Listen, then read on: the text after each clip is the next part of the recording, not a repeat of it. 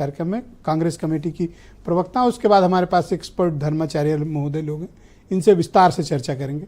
सुधा जी, इस घटना को लेकर आपकी पार्टी क्या ओपिनियन रखती है? घटना क्यों हुई, इसके कारण क्या हैं, और जिस तरह की इंक्वायरी और कंपनसेशन सरकार ने जारी किया है, आपकी पार्टी उससे संतुष्ट है, या जो इंतजामात हुए वो ठीक हैं या नहीं?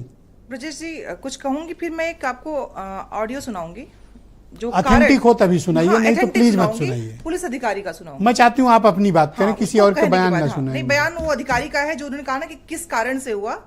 तो जब सोते हुए लोगों को अचानक जगा के आप भेजोगे कि जाओ, अभी जो जागत है वो सोवत, आपने भी सुना होगा जो जगह। हाँ, नहीं वो सुना सकती हूँ, कमिश्नर प्रयागराज का स्टेटमेंट उन्होंने बहुत, हाँ वो आप सुना सकते। हाँ उसी की बात मैं कर रही थी, मैं पहले उसको सुना दूं फिर अपनी बात करती हूँ। नहीं बिल्कुल, सोए ना, जब सबसे पहले आ गए हैं, सभी श्रद्धालु सुन ले, यहाँ लेटे रहने से कोई फायदा नहीं है।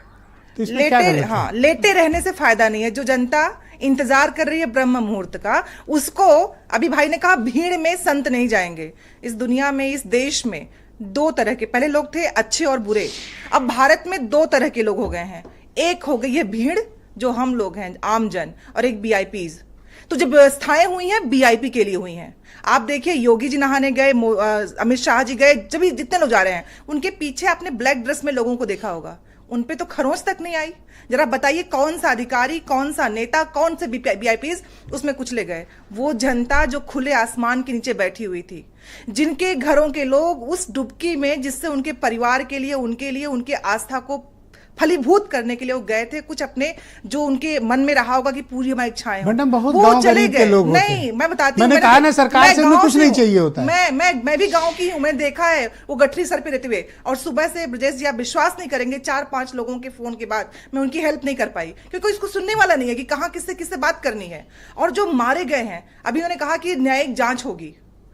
अभी हाथरस में हुआ था 3 जुलाई 2024 को ना, नहीं अतीक वाले में न्यायिक हुई थी। हाँ, नहीं तो क्या हुआ? जीवा वाले में न्यायिक सुनिए, अभी 180 लोग मारे गए थे, 200 लोग ना हाथरस में कुचल के मारे गए थे। उस बाबा पे क्या हुआ, क्या नहीं हुआ, कुछ हुआ क्या?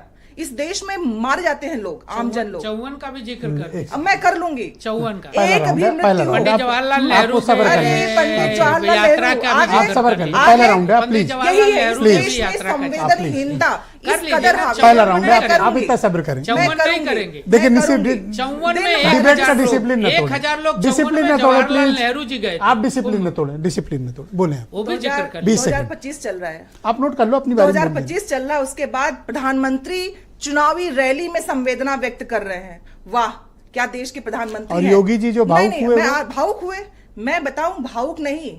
इस देश में आज सब कुछ रोक के वहां होना चाहिए था। वो जो मारे गए हैं ना, उन्हीं के चुनाव पे आप जो 80 करोड़ लोगों को अनाज खिला रहे हैं, उन्हीं में से बहुत से लोग मारे गए हैं। उसके बाद संवेदनाएं आपकी जगती ने, चुनाव प्रचार कर रहे हैं आप, और आप कह रहे हैं कि बाकी जवाहरलाल नेहरू कैद करिए। जवाहरलाल नेहरू ने जो किया था वो इस समय नहीं है, आपकी जिम्मेदारी है। आपने भीड़ को, मैं बीरेन जी को आउट ऑफ टर्न लेना चाहता हूँ, भीड़ है, थैंक यू मैडम। उस भीड़ को